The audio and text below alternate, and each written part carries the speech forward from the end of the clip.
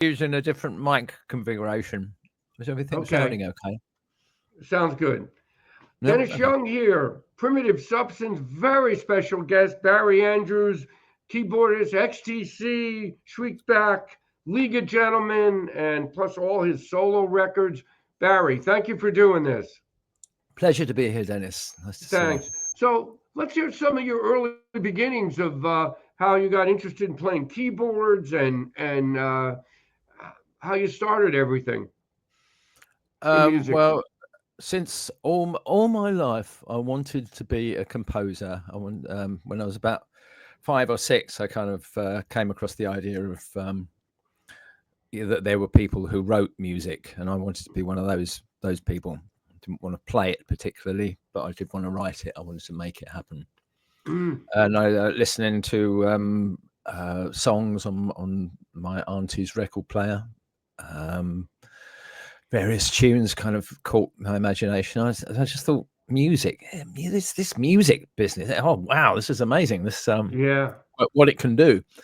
So as I got older, I picked up the recorder, the little wind instrument, played that for a Right. little bit, and then my granddad. That's probably the biggest thing that happened musically was my granddad used to play the piano in a pub in South London. And Okay. he had this big shitty old piano in the back room of his house in West Norwood, where he lived with my nan and my auntie. And he sort of, I just kept nagging him till he said, "All right, and I'll show you a couple of things." So he showed me Old Man River, from the Rogers and Hammerstein show Okay, back. right. And "Oh Daddy, wash my dirty shirt," and then a couple of chords, and I was away really. Every time we went round there, I just played the piano. And then when he died, Mm, our family had moved from London down to the West Country to Swindon. mm. He'd arranged to have the piano sent down to me, so Oh, that was real it nice. became my piano. So that was a kind of wonderful thing, very patriarchal kind of, Now, Um, were you self-taught or did actually no, learn how to? I was completely apart from Granddad. I was self-taught, which was it's a two-edged sword in some ways. I Mm, think I've always, because I got very late in life into doing a bit of teaching and stuff, and obviously the atmosphere had changed, where you had indulgent middle-class parents who, like, as mm. soon as little Tarquin showed any interest in music, he got a drum kit or a sort of brand new Stratocaster with an amplifier, and that generally they would get kind of bored of after a little bit, and then it would be on eBay with all that stuff. Whereas I always said, and my generation, a real boomer thing to say, isn't it? That my mum and dad said, well, we're not buying a piano, and we're certainly not paying for piano lessons. Hmm. All of the Right. people that I know who've had piano lessons all kind of went, "Oh God, no, it's Wednesday again. It's my piano lesson. Oh, I fucking hate this." Yeah. And for me, it was just like this joyous thing I could do on my own, and go on in my own head and sort of improvise things and work out the emotional intricacies of my childish mind through sound, through That's song. good. Right. And so it So became a nice thing to do, not a horrible duty. now, did you Um, did you get in like cover bands in I did, yeah, before you got into XTC? yeah. That was the band before XTC. Well, actually, no, there were two bands before XTC. I joined a band in Swindon called Breeze, and everybody wore white shirts, and we went around some very scary working men's clubs. I was Hmm. only like 17 or something, and so, That's it. That's something. those are the fighting pubs of Swindon. Oh boy. And playing "To Do Run Run, To Do Run Run." How long has this been going on? Drunken lads, right? Yeah, here for me Oh now. boy. Yeah, all that. Oh And boy. then I did. I made really good money, and it was kind of the beginning of the end in terms of, oh yeah, I like all this, sort of the whole vibe of it, and sound checks and vans, and getting off with people afterwards and drinking Uh, heavily, and Those dreaded sound checks, right? I just did the whole, I just bought the whole rock and roll package, and swallowed it whole. And then I decided, okay, I'm going to do this. I'm going to do this professionally. And I joined a band down in Exeter in the West Country. It was kind of stupid thing to do. I should have gone to London straight away rather than further away from London. So I ended up being in another, essentially a show band, playing lots of places in the Welsh valleys. And the Welsh valleys were used to have a mining industry back in those days. Well, that must have been an interesting crowd for that, right? They made the Swindon lot seem less drunken and less violent. They were really out there. That's something. So my big question is, how did you meet Andy Partridge and XTC? Because it's a legendary band. I came back from Swindon somewhat to lick my wounds after 6 months with this band playing the Welsh miners clubs, and I had a big old clunky it was called a Lawrence stage piano, and it was very prone to fall into bits. It had lots of very fragile parts in it, and it had taken a bit of a hiding from the last 6 months. So I took it along to the music shop in Swindon to get it done up. The John Holmes Organ Centre, as it was known. Oh, okay. Hilariously to Americans who remember John Holmes as being a preposterously endowed porn star. Right. So yeah, John Holmes Organ Centre. Oh, that's funny. Get it. Anyway, so I went along there, and the guy behind the counter said, "Have you heard XTC? Just their keyboard player, who I knew, Johnny Perkins, had just left the band, and they're looking for another keyboard player. And clearly, you're a keyboard player. You have just brought your keyboard in. Boy, luck, right? So I said, yeah, all right.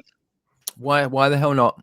So next thing I knew, Partridge came round to my mum's house where I was staying, and we arranged to meet up and have a bit of a get to know you jam at a local sports hall. But the sports hall had been double booked, so we all just went to the pub and got pissed. And there was a bit of a vibe. I fancied that, I was in the band really before I played a note. It was just a vibe thing. Yeah. And that was that. You guys were so original. I mean, it was such a sound. And Andy, what a stage presence. He was just a genius songwriter. He was, yeah. And Colin was no slouch either. Now, you guys did 2 records with them, right? You did two records before Shriekback. Now, did you come to the U.S. at all to play? We did, yeah. At that time? I was on their first tour. We went, we played New York. We played the Beacon Theatre with Talking Heads. Oh, wow. That's a big gig. And went out to Philly, I think. Played some scary punk club. And that was about it. I think we played CBGB's as well. Oh, that's a great place to play. They always had a great sound system in there. We played there once, and it was a real fun night. What band was that? Liquid that I was in. Oh, okay. Yeah. So we played there, but it was always fun, and I loved the dressing room, all the graffiti and all the great stuff back then. That was quite an era. Elegantly distressed. Yes. So did you go to play other places in Europe too, and besides the UK? With XTC? Right. Yeah, it was actually a real boomer thing to say as well, isn't it? It was the first time any of us had ever been on a plane. And we were all in our early 20s, and we got on a plane to go to Belgium to play some gigs in Brussels. And that was kind of quite a thing, really. We played Berlin at the Kant Kino, as I recall. And me and Maldin went around went to the Jungle Bar and to see the Ton Studio by the Wall. Oh, okay. just generally sort of marinate in the Bowie, Iggy Pop, Lou Reed. Right. It's the That's fucking end incredible. of civilization. It's so amazing and great. That was a weird city at that time with that wall there. It was always, always in your face. Yeah, it's kind of very interesting, wasn't it? Really? It was because we played there once, and it was our hotel room looked right over by the wall. And it was like, cool. geez, this is quite a town, city to be in. I went back there recently and had a sort of nose round. It was the first time I've been back since the wall came down, actually. And I went to because the record company would always take you down to Potsdamer Platz, which was a big wide section of the wall and they had a special ladder for Westerners to climb up and a little platform at the top, so you could look over at the grey terrifyingness of the DDR on the other side, and they're so close you could see the guards and how they were looking back at you. That's something. So then you did something with Iggy Pop, right? You did the Soldier record with him. Yeah, I did that with. I think that was the next thing I did after XTC. How was that? Was that kind of fun to do? Or? No, actually, I did Robert Fripp after that. Right, the League of Gentlemen. Yeah. In fact, I saw you guys in New York. Did you play? Yeah, it was a great show. Oh, thank you. Where was that? I don't know if it was Savoy or was it at the Beacon? I don't know if it was the Savoy. We played the Mud Club, didn't we? Did we play the Mud Club? Possibly.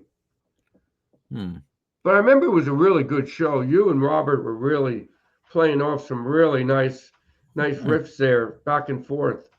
Nice. He's quite an incredible player. And how long did you play with Robert? Was that just one tour, or? It was a year. We played it. So we did England, Europe, America, recorded an album, and then split up. Oh, okay. Now, did you have trouble with the drummer? Was there different drummers that Jonny? Well, yeah. Speaking ill of the dead, of course. But he was an amazing guy, actually, Jonny TooBad. Really a total one-off, incredible energy about the guy, and very, very funny and very intelligent. And as sometimes happens, I guess, that's often been my experience anyway with people like that. They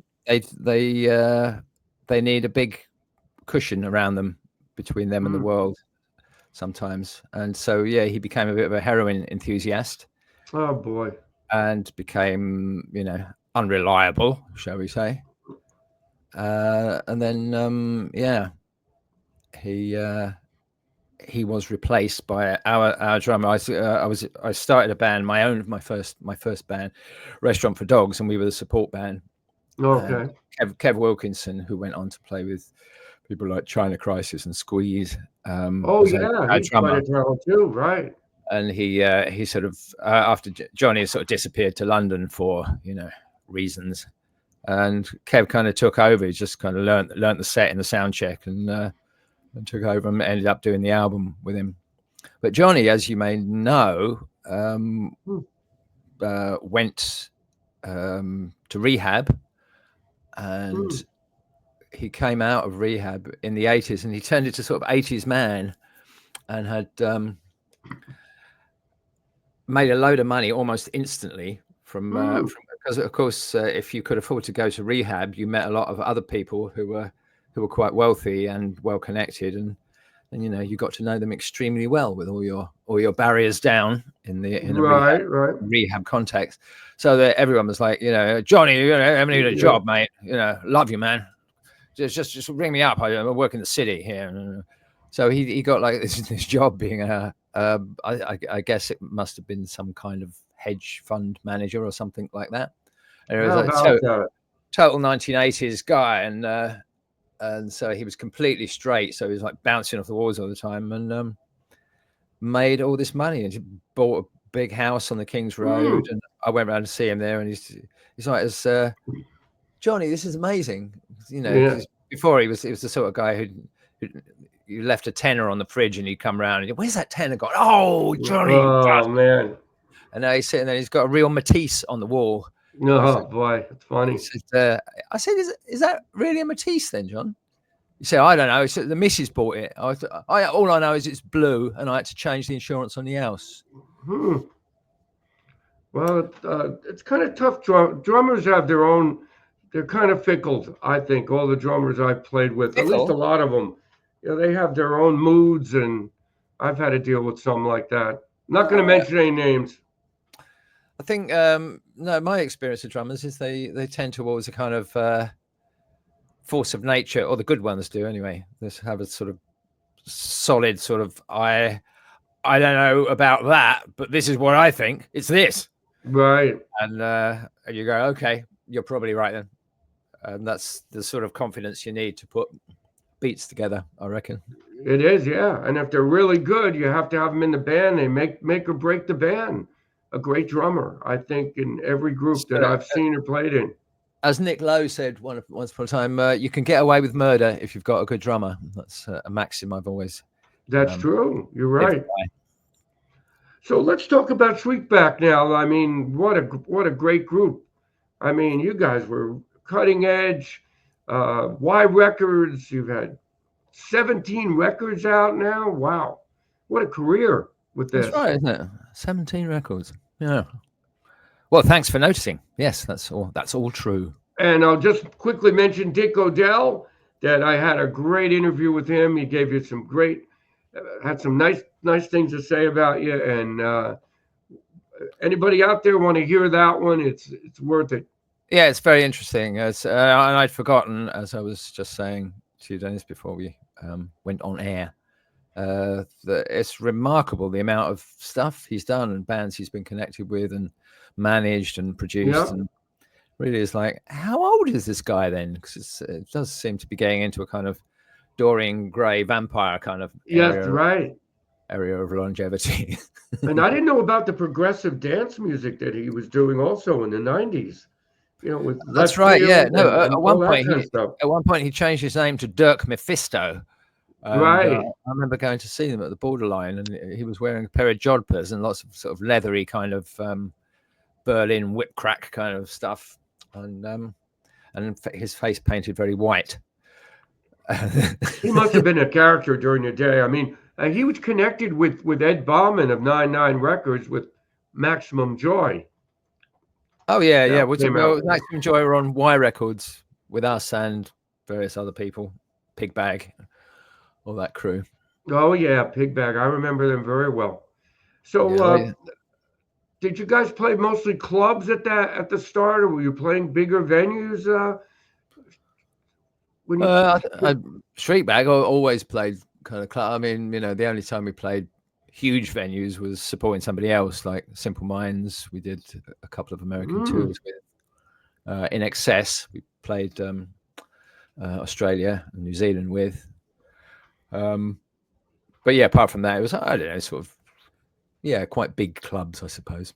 Any good memories of those shows, or of some that you played? That there are so many memories. I'm sure many memories. Some of them good, certainly. You have to be more specific. Now, did you have techs working with you also, or did you bring your own PA? How did that work? As far as once you got popular and everybody knew who you were, did you hire your own sound man? I think most of the American tours we had backline roadie, tour manager, and a sound guy. And they used to, and then usually they'd have humpers at the gigs who would help them schlep all the gear in, and so mostly we were not moving our own gear, which was that's a nice thing. That's when you're in a great spot. Fucking civilized. You don't have to do all that setup. It's right there. You're ready to do the sound check, play.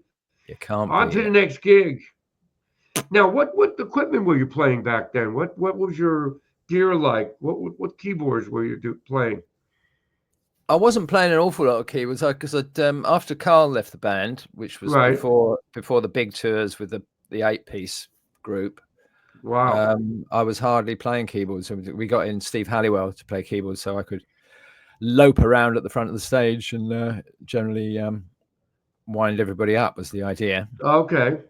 But the keyboard I had my main axe, as it were, in the studio. Right. Which we took on the road was the Jupiter, the Roland Jupiter 8, which is a very fine old analog beast. Right. I remember you played it really well. I mean, Thank you had some really great sounds coming out. Now, what about with Iggy Pop? I want to hear how that went. How was it working with Iggy? Oh, it wasn't great, really. It was you know, me and Glen Matlock at the Pistols, Right. and Steve New, who was in the early days of the Pistols, and him and Glen went on to form the Rich Kids, and Klaus Krüger from Tangerine Dream, which was sort of part of that's very interesting. Iggy's Berlin thing. Yeah, and we were all. It wasn't a great time for Iggy, really, I don't think, and he was kind of uninspired. He had his old mucker James producing the record, which was a really bad idea. And James was a bit shot away a lot of the time and was trying to sort of police Iggy in a way that wasn't conducive to creativity. I didn't think. Yeah, that hurts it when you have somebody trying to force you to play something or something's not coming out naturally. Doesn't usually work to force anyone to do things. Right. Yeah, so, that's kind of tough. Yeah. So James, got more and more kind of unpopular with Iggy as the whole thing. But yeah, there was a feeling, you know, that we, me and Glen and Steve were a bit like, oh, but we love Iggy Pop and we played the shit out of The Idiot and Lust for Life, and why can't be on one of those records? It became very quickly apparent this was not going to be one of those great Iggy Pop records. This was going to be one of the ones that people don't mention in the. It's too bad. They couldn't get David Bowie to do more with it. I know he played on one of the songs, but he wasn't interested in. He came down and he arranged us all into a sort of backing vocal outfit, and David Bowie kind of seemed to exacerbate the divisions between James Williamson and Iggy. Oh, okay. So that was kind of. And it would have been great if Bowie had wanted to sort of stick around and produce the album. Right. He had sort of Iggy's respect, which I guess James didn't really have. And so he would have done, you know, what was necessary, and we could have had a great album. But Bowie was just I'm just passing through with my genius. And there you go. I've just taken one of your tracks and transformed it into something, you know, halfway decent. And now I must go. And I think he stayed overnight and he fucked off the next day, and we were left with the kind of right. So it's all back to where we were again, is it? Oh man. Well, let's talk a little bit about your solo projects. The Haunted Box of Switches, and working with Andy Partridge on an improv record. That's very interesting. Well, there's been, let's see, a bunch of them, right?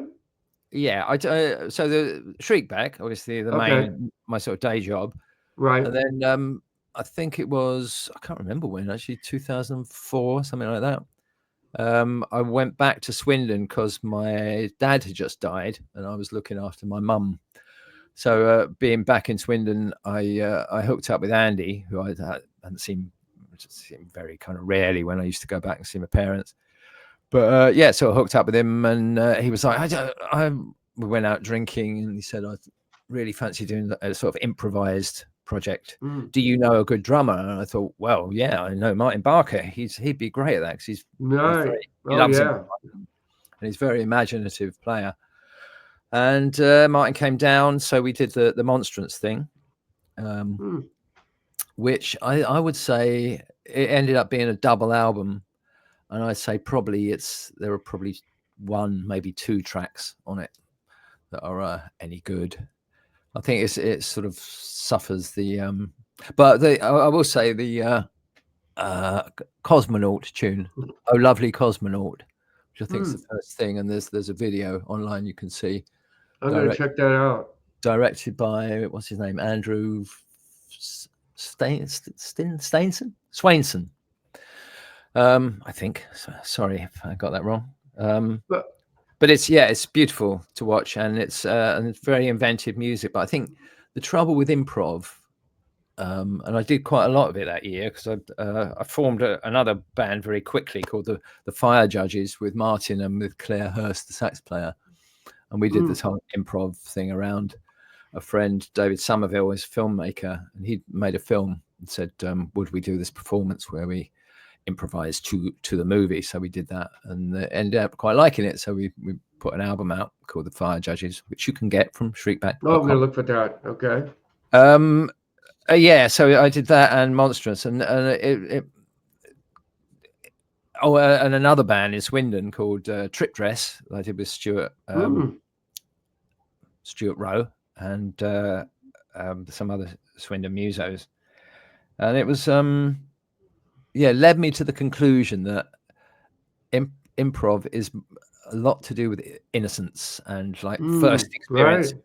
So when everyone gets in a room and you go, "Oh, what are you going to do? I don't know. What are you going to do?" And you bounce off each other, and it's like spontaneous. And if it's a good vibe and everyone's comes to it with an open heart, perhaps, and you can get some really astonishing things. But then that's true.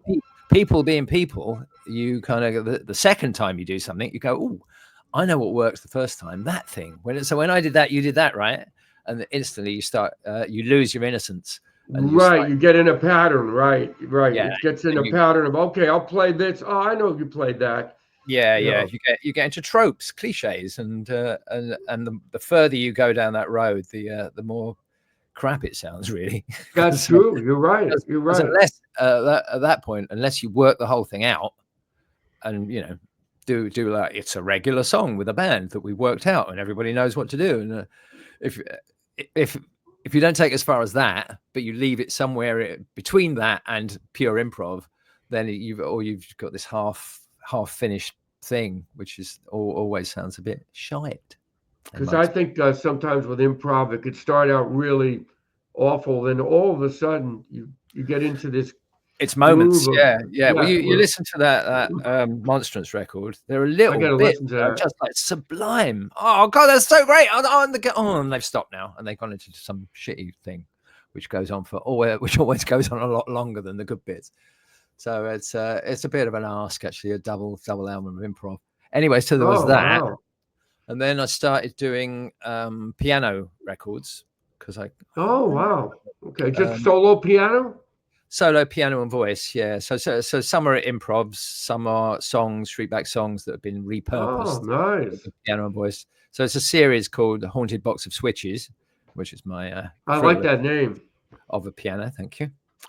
So I've done two of those albums. I might do a third at some point. So there's that, and then there's this other thing, which is a more electronic, experimental, big weird drum. Basically, anything goes. It's called Stick Basin. Okay, I see that. Yeah, anywhere else goes into the Stick Basin tank. And I've done 3 Stick Basin albums, and I'm about to do a 4th. And this new one, which is part of the crowdfunder for the new Shriekback record, is going to be Stick Basin in dub, in which I like that. I use a lot of sort of reggae grooves, it's the 1970s kind of mid-paced Lee Scratch Perry type grooves, and sometimes graft Shriekback songs onto them, sometimes just improvise and fuck around with electronics and all that good stuff. Now, where do you record this, at your house, or is it you go to a studio? Yeah, mostly, yeah. We're in the studio right now. Oh, so you have all the. Are you using like analog synthesizers, or are you using? Yeah, I've got a couple of analog synthesizers. Mostly it's in the box though. Disappeared. I won't show you anymore. Speaking of dub, one of the big dub guys we love was Adrian Sherwood. Oh yeah. He did some great stuff.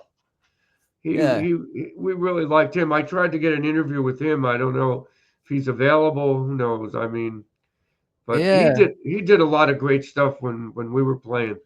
he did. He was very adventurous with the studio at a time before it was that easy to do. You know, Right. there was no MIDI or very little, and so he managed to do things with just with tape and analog machines, and that were really quite inventive and brave, I thought.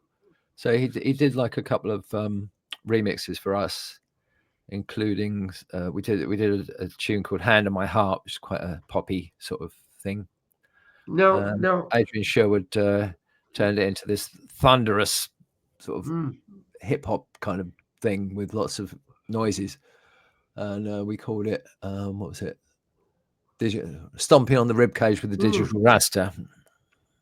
And is that available? Is that you can download it, as you can the whole Shriekback back catalogue from our website, Shriekback. Oh, that's great. Yeah, I was going to mention that at the end.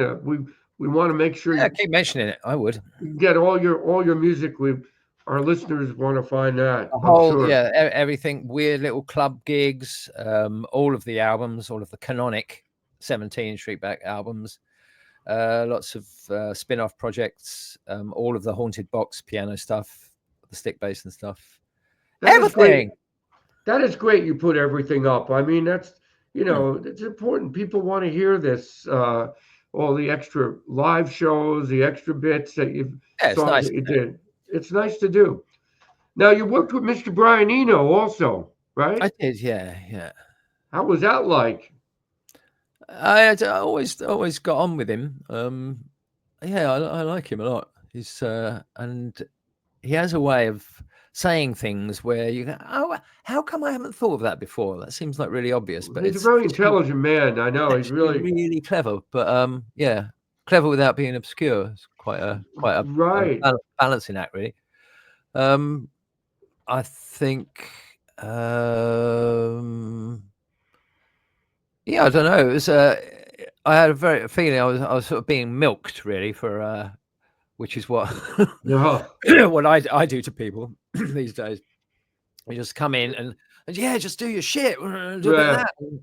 And he doesn't give you any guidance. You just kind of, if anything, he's trying to sort of push you away from the things that you most easily, your comfort zones, you know. So he'll start plonking on a bass in the wrong key halfway through one of your overdubs, and you go, okay, then what do I go with? That, and you know, got a few nice things out of it. I think that's a unique way of doing it, though, because then maybe you try things that you wouldn't even think of. Well, that's what's nice. It's the planning, isn't it? There's Edward de Bono. Have you ever heard of it? Edward de Bono. No, I don't know him. Invented the concept of lateral thinking, I think. Okay. And I think Eno and Schmidt and Eno and their oblique strategies owed a little bit to that sort of thinking. Well, there was a lot of it about at the time. And de Bono says, picture, if you will, a flat jelly. Right. And you've got some an eyedropper of boiling hot water, and you drop a drop onto the jelly, and wherever it lands, it'll go straight through the jelly. But then if you take a second drop, wherever you drop it, it'll spin around a little bit, and then it'll go towards that first hole and make the first hole bigger. And after you've dropped lots of drops, eventually you have a kind of crater leading to a hole in the jelly. I've never actually done this, so I'm taking Edward de Bono's word for it, but apparently that is what happens. You instead of making lots of different holes, you make one big hole after. So he says this is how, you know, we typically as humans approach a problem, such as, you know, doing a keyboard overdub on a song.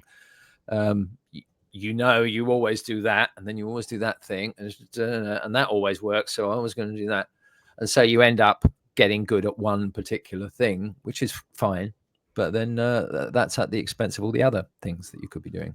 But you add that to your resume. I mean, you played with some giants. If you do something like an oblique strategy, right, or get somebody, you know, or somebody just pokes a stick at you and says, "No, over there, go over there," then you maybe get bounced out of your, oh, what if I thought about it in that way? And you maybe make a hole in a different part of the jelly. Oh, that's interesting, right? Feel me? Wow. Jelly metaphors are good. So now let's hear, Barry, what are you going to be working on this year now coming up? Fucking hell, Dennis. I'm up to here, mate. Up to here, I am. I've got to, I'm halfway through mixing the new Shriekback album. Great. Which is going rather well. I'm very excited by it again. I've reached that nice point where you you get over of being frightened and sick of your own creations, and you start to realize, oh, that might have been a good idea, actually. I'm glad I pursued it. So I'm doing that, but then because we did this crowdfunder that I talked about, right, there's other kind of reward tiers in order to get people to pledge more money for other things, you know. So one of those other things is some music that I did back in the early 90s with a singer called Adrienne Lowry, who's Lurie, sorry. It's an amazing singer, and wrote a bunch of songs together and recorded them, and it's never come out. So I'm compiling a record of that. And what kind of music is that? Is it? Oh, you wouldn't recognize it. I tell you, it's like hooligan rock and roll. She's got a great big belting voice, and yeah, lots of guitars. Got John Klein from Susie and the Banshees playing on it. Oh, wow. Kev Wilkinson and Matthew Seligman, who's played with everybody, who's played with Shakespeare's Sister and the Thompson Twins and all of them 80s bands. Yeah, so it's been sitting there since 1990. So I've decided to put it out, and then I've got to do a stick bass and dub record. That's part of it. Oh, that I like to hear. Oh, yeah. Well, you can. Dub was a big thing back in the post-punk era. Really a big influence. It was counterintuitively. There was that whole thing of the punks and the punks and the Rastas hanging out together, wasn't there? That's true. At the Roxy Club, it would, or all of the punk clubs. In the end, you'd have some sort of hell for leather, the drones. Yeah, right. Yeah, that's true. We got to play those crazy clubs because of White Lines. You know, they took the song from us. So we played the Roxy with Chaka Khan, which was really unusual. The Roxy with Chaka Khan, wow. Amazing. Isn't that something? And we played at 4 a.m. 3 songs. That's it. It was one of these crazy deals. You know, those dance clubs were you were just a sideshow, and then the rest was dancing. You know, you were brief entertainment. Oh, hang on. Which Roxy is this? In New York. Oh, okay. All right. The Roxy. Yeah. And then the Paradise Garage, too. I mean, the Paradise Garage we played with Chaka Khan. That's right. African Bambaataa was the Roxy. You remember him? He was a big very well. Yeah. He was a huge game changer, wasn't he? African Bambaataa. Oh, yeah. And the Johnson crew we used to listen to. Dave Allen used to get all these 12 inches, and we used to play them very loud in our squat back in the day. And Mr. Rick Rubin started in New York. In fact, Ed helped him start his label, Ed Bauman. Huh. He used to hang out Are you based in New York, Dennis? What's that? Are you based in New York? Oh, no, New Jersey. Sorry? New Jersey. New Jersey, okay. Yeah, central New Jersey. But at that time, New York. But it was quite an interesting run there. And you too. I mean, you've had quite a career. Cheers. So now, where can we find your music now besides your website? Is there other places? No, that's the only place. The only place you'll find it. Doesn't get played anywhere apart from that. I said PRS. You know PRS. That collect all your royalties from TV. Are you on Bandcamp also? No. Okay. I've had no luck with Bandcamp. No luck. I put a lot of music up there. It's very hard with all the bands out there, and it's a tough business. There's a lot of content these days, isn't there? Oh my gosh. overwhelming. Yeah, I feel you. And yeah, no, I've controversially taken most of our stuff off Spotify and I don't iTunes blame you. and what have you. I'm so sick of this 0.0000025 of a dollar per play. It's just like, fuck off. I know. It's ridiculous. How dare you?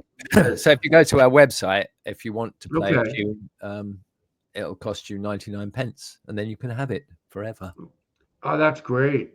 Well, I'm going to right, recommend it to everybody. You know, all my listeners here, and it's a growing audience, I think. But people that want to hear people like yourself, who were such a major part of music history, especially back in the day, still are. I would have to dispute that it's a growing audience, but it is an audience. Yeah, that's true. And it's very hard. It's I hope very they hard live well and prosper. It's very hard to get subscribers, but I don't care. I'm doing it for the love of music. Yeah. The subscribers are nice though as well, aren't they? But speaking to people like you and Dick O'Dell and a whole host of other people, I've been lucky to get on to do it, and I appreciate you coming on. All right, Dennis, you're very welcome. Nice to meet you. And, same here. And are you going to play in the United States at all? U.S.? No, I don't play it. Well, I've done a few live gigs with Stick Basin as a one-man show sort of thing with, hardware. But as regards Shriekback, and I think our days are numbered. We did a reunion gig with the 8-piece band back in 2017. Okay. And that was enough to kind of get the feeling of like, this was fun, wasn't it? But I think that's probably it now. I think I guess you get to a point where it's a lot of work. It's fuck a lot of work, and it's if it's an 8-piece band, it's very, very expensive. And, I bet. And also, I was just feeling like I don't know if I believe in these songs anymore. Really, they meant something to me at the time, but I'm nearly 70 for fuck's sake, and I'm standing out there waving my hands around, going, "Yes, yes, hammerheads." Right. Seems like a young man's job. You know what I mean? Yeah. Well, your 20s, you can put up with all the nonsense of touring and all that stuff. Creating the nonsense. Right. That's for sure. Well, Barry, it was a pleasure. I want to thank you for coming on. Yeah. Great meeting you, and I'll have this up in no time. And anyway, drop me a line. I'd love to see it. Absolutely. Okay. Nice talking to you. All right, man. You too. Thank you, Barry. Take care. See you. Bye.